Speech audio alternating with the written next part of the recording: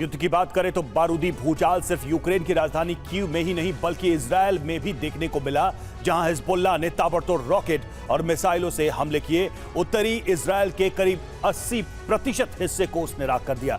इतना ही नहीं, हिजबुल्लाह ने आईडीएफ के एयरबेस, रडार स्टेशन और स्ट्रैटेजिक कंट्रोल रूम को भी आसमानी हमले से तहस नहस कर दिया। गौर करने वाली बात यह है कि आने वाले चंद घंटों में विनाशक हमले का खतरा सिर्फ इजरायल पर ही नहीं बल्कि अरब में मौजूद इजरायल समर्थक देशों पर भी है। आखिर कैसे, देखिए इस रिपोर्ट।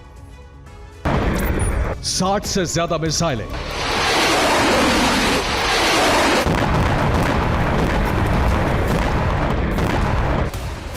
एक 150 से ज्यादा रॉकेट प्रहार,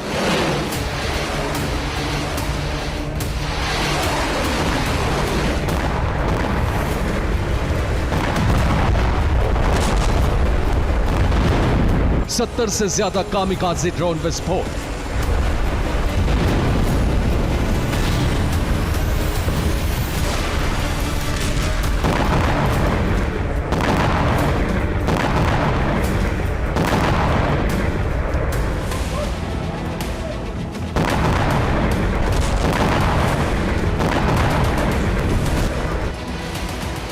अक्टूबर 2023 के ठीक 9 महीने बाद फिर से इजरायली धरती बम, गोला, बारूद के प्रहार से दहल उठी और इस बार इजरायली सरजमी को बारूद से पाटने का काम लेबनान के हिजबुल्लाह संगठन ने किया।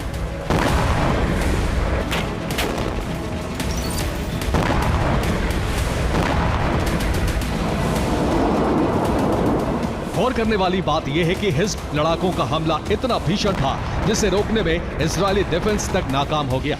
दिन दहाड़े हिजबुल्लाह के लड़ाकों ने आसमानी प्रहार करते हुए उत्तरी इजरायल के कोने कोने में बारूदी भूचाल ला दिया।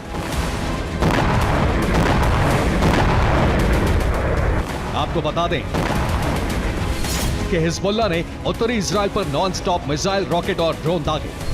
इजरायल के माउंट हर्मन, मेरोन और गैलिली इलाके पर हमला किया। हमले के लिए हिजबुल्लाह ने कत्यूशा रॉकेट का इस्तेमाल किया। हिजबुल्लाह के हमले में इजरायली सेना को भारी नुकसान पहुंचा। आईडीएफ का एयरबेस, स्ट्रैटेजिक कंट्रोल रूम और सैन्य सर्वेक्षण केंद्र तबाह हुए।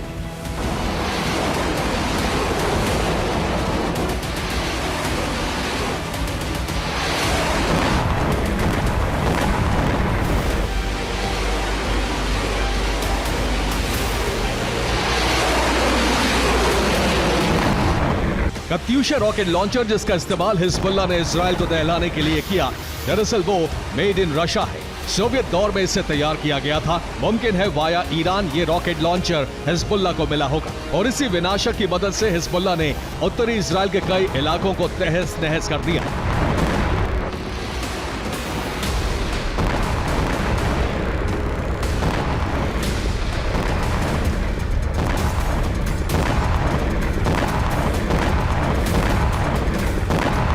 आपको बता दें कि हिजबुल्लाह ने मिसाइलों और रॉकेट से हमला करते हुए उत्तरी इलाके के 80% को जलाकर राख कर दिया। हिजबुल्लाह का सबसे भीषण अटैक उत्तरी इजरायल के माउंट मेरोन इलाके में देखने को मिला। हिजबुल्लाह ने आईडीएफ के मेरोन एयरबेस को पूरी तरह से तबाह कर दिया। दावा किया जा रहा है कि हिजबुल्लाह ने मेरोन एयरबेस पर 100 से ज्यादा रॉकेट दागे, जिसका नतीजा यह हुआ कि मेरोन एयरबेस पर मौजूद इजरायली सेना का आयरन डोम डिफेंस सिस्टम और रडार स्टेशन तबाह हो गए। इस हमले में कई इजरायली सैनिक घायल हुए। जब से इजरायल लेबनान के बीच जंग की चिंगारी भड़क रही थी, तभी से यह तय माना जा रहा था कि हिजबुल्लाह पलटवार करेगा, मगर इस अंदाज में करेगा, इतना विध्वंसक करेगा, इसका अंदाजा न तो इजरायली सेना को था और न ही इजरायली पीएम नेतन्याहू को।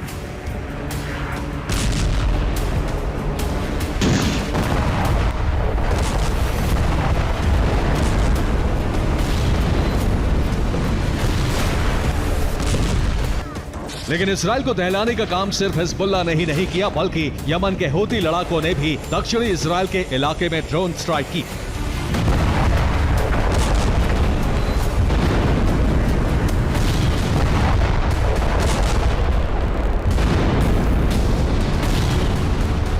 दावा किया जा रहा है कि बीते 24 घंटों से इजरायल में जो बारूदी कोहरा मचा है, उसका प्लान हिजबुल्लाह हूती ने नहीं बल्कि ईरान ने तैयार किया है।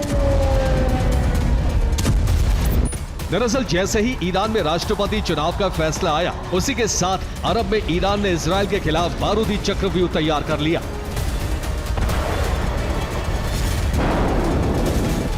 आखिर कैसे, ये भी बताते हैं। उत्तरी इजरायल पर हिजबुल्लाह को हमले की जिम्मेदारी, दक्षिणी इजरायल पर हूती लड़ाकों को अटैक का जिम्मा, अरब में इजरायल समर्थक देशों को युद्ध की चेतावनी दी। ईरान का मकसद साफ है, दो तरफ से इजरायल पर अटैक और इसके साथ साथ इजरायल समर्थकों में खौफ फैलाना। और इसके लिए ईरान ने हूती लड़ाकों को मिशन पर लगाया है। हूती ने पहले तो यूएई को धमकी दी और अब हूती ने सऊदी अरब को भी अटैक वार्निंग दे दी है, बाकायदा सऊदी अरब के ठिकानों की हिट लिस्ट जारी करके।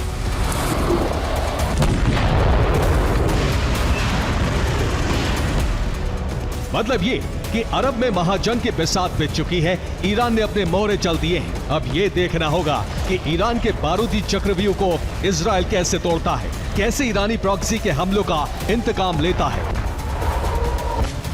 Bureau report, TV9, Bharatvarsh.